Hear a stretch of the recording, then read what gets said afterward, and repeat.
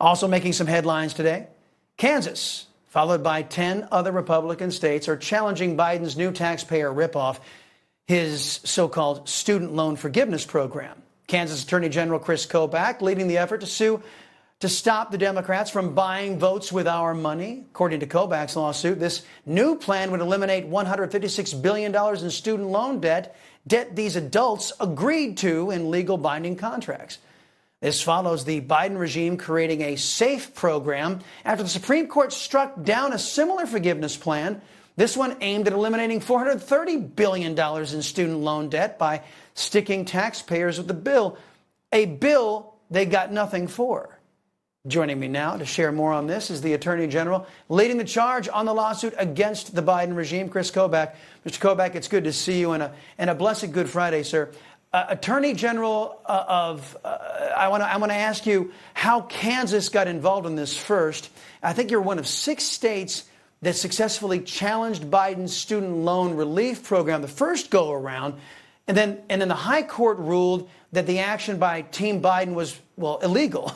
This new program doesn't appear to be all that different. How is Biden getting away with what appears to be defying a Supreme Court ruling? Well, hopefully he won't get away with it, Chris, and a blessed Good Friday to you, too. And I hope you and yours have a happy Easter. What the Biden administration is doing is really extraordinary. And I think we haven't seen anything like this since the Civil War era, where a Supreme Court decision is handed down, and then the president says, well, too bad. We're going to press forward anyway. To quote the president, quote, the Supreme Court blocked it, but that didn't stop me, end quote.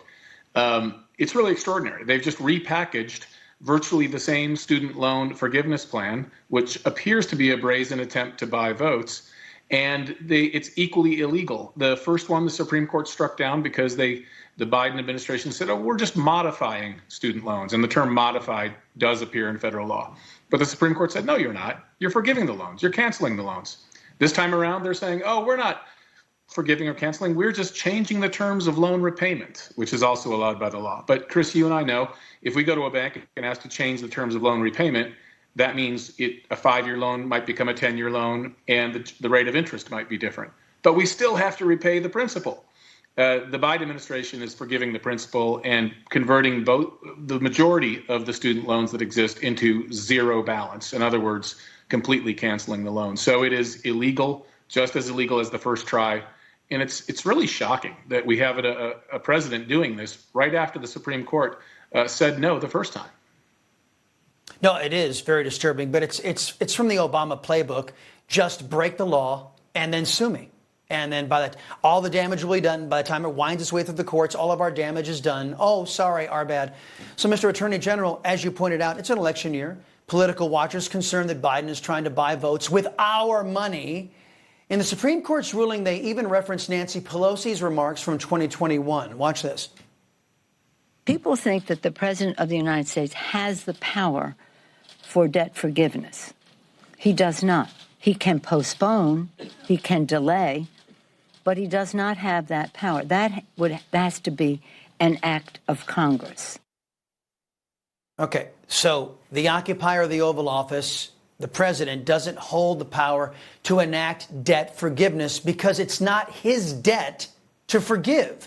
But now Democrats, including Pelosi they're on board now. Did the law change or did the politics change?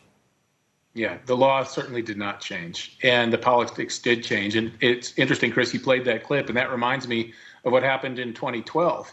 At the beginning of that year, President Obama said, I don't have the authority as president to grant some sort of amnesty to these illegal aliens who are here, who were brought here at a young age. Then in June of that year, he suddenly changed his mind and decided that he did have that authority. And of course, that was an election year as well. It's just shocking that they think they can get away with this. And it's so brazen, and it really threatens the rule of law. You know, when Nancy Pelosi was speaking in that clip, she was telling the truth. The executive doesn't have that authority. Only Congress has the ability to appropriate money, which is really what this is. This is a massive grant of what's probably going to be in excess of $200 billion to pay off other people's loans. And the president lacks that authority. But now, I guess when it's an election year and a presidential election is coming up, all bets are off, and never mind the law. Wow. I think the breaking news was what you just said. Nancy Pelosi tells the truth. I mean, somebody mark it on the calendar. I wanted to get your legal expertise on the latest in the leftist lawfare cases against President Trump in Georgia. Yesterday, Trump's attorneys are arguing to have the case dismissed on First Amendment grounds. Now, Democrats are saying it was criminal for President Trump to challenge an election. Yet, that's something Democrats have been doing for decades. Watch. Constantly shifting vote tallies in Ohio and malfunctioning electronic machines, which may not have paper receipts, have led to additional loss of confidence by the public. There has been a dramatic discrepancy in the way absentee ballots are both allocated and counted across the 159 counties. And so, yes, there was a deliberate and intentional disinvestment and, I think, destruction of the administration of elections in the state of Georgia. Without voter suppression, Stacey Abrams would be the governor of Georgia. Andrew Gillum is the governor of Florida. And I think the interference, although not yet quantified, if fully investigated, would show that Trump didn't actually win the election in 2016. He lost the election, and he was put into office because the Russians interfered. Mr. Attorney General, what legal standard says an action is legal if a Democrat does it, but it's illegal if a Republican does it? Yeah, no legal standard says that. And indeed, all of those clips you played are what we refer to as political speech, core political speech. And the Supreme Court has always said that the highest degree of First Amendment protection goes to political speech. When someone says, I think the election may have gone slightly differently than the vote tally shows, that's political speech.